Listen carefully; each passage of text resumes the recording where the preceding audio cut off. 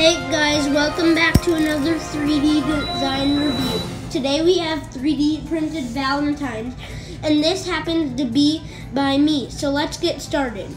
These were really easy to design, and I made all of it in Tinkercad. I'll show you how to design one yourself in a short video, so let's get on with the video.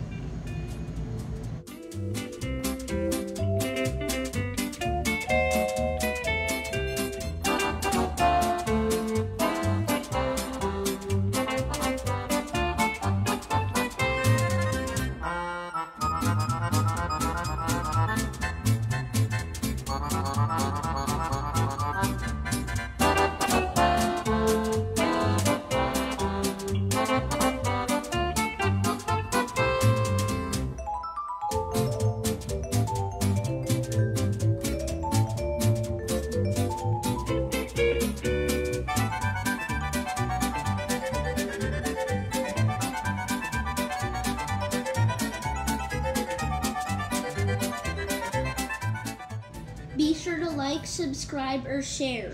Bye.